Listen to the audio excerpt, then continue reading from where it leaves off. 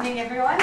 I'll just say a quick few words about myself so you can sort of contextualize what I'm going to tell you. My name is Jaspreet. I am 21 years old. I am studying international studies with a major in international business at UNSW. An interesting thing, I wasn't always majoring in international business.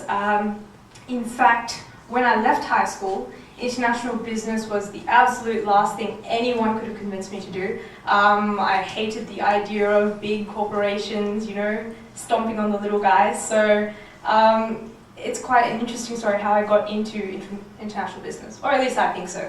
I actually left high school with no real idea of what I wanted to do. So I decided that, you know, I love languages, I love travel. So I'm going to study languages, which I did. I studied advanced French and beginner's Mandarin for my first year of uni. And let me tell you something, if you don't love languages, like I mean absolutely love languages, you start to question yourself, you know, if you have to study for 3 hours a day per language. You know, so by about halfway through that first year of uni, I absolutely hated it and I wanted to get out. So, you know, that was one part of my life where I had no clue what I was going to do, and I knew that I hated it, but I had no idea how I was going to get out of that. And the thing is, when you are scared of something, logic takes a step back. In fact, logic takes several hundred steps back, and you don't really want to move. When you're scared, you just, well, I know that I don't like it. What if I move into something else? What if I hate that? Then I have to move again. And what are my parents going to say? What are you doing with your life? Why are you moving around your degrees so many times? So that was one part of my life. Also, about halfway through my first year of uni, I had lost the friendship of a few people who I considered, you know, quite close friends.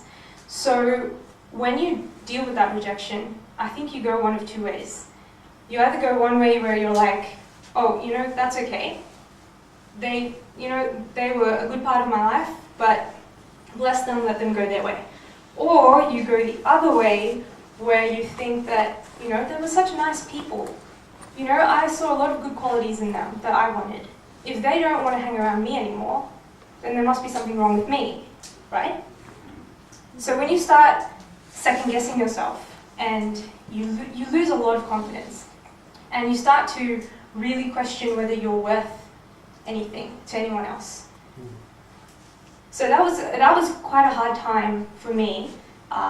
You know, I had lost a lot of confidence and I didn't feel like I could achieve what I wanted to achieve. And more than that, I didn't like myself anymore. You know, when you look in the mirror and you see someone that you don't like, it's quite hard to deal with, I find.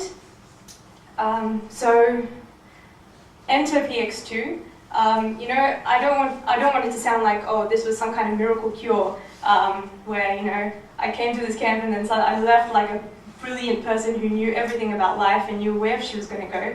I didn't, but PX2 gave me, I believe it gave me the tools that I needed to take a real look at my life and see where I wanted to go, but more importantly than where I wanted to go, why did I want to go there?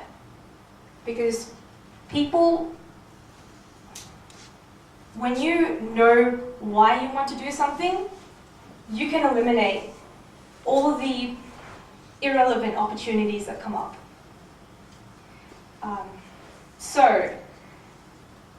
I didn't actually come up here to talk about my change in degree. The real reason I was asked to speak today was to speak about CAN2.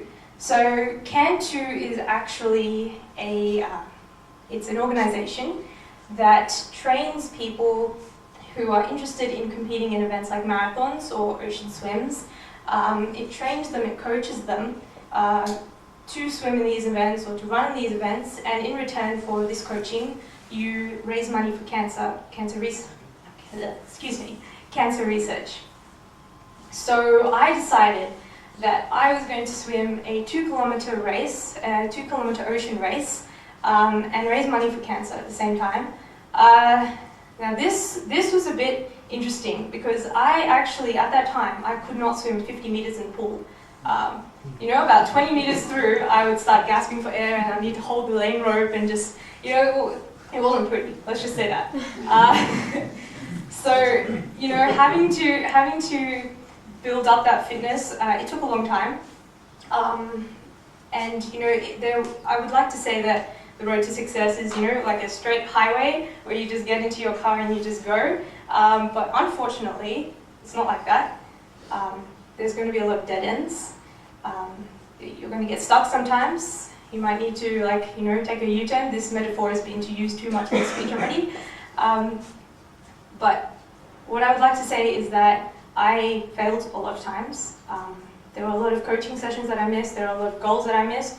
But I did end up getting into that race. I did end up finishing that race, 2 kilometers swim in the ocean at Manly Beach, which that day actually closed because the sea was too rough.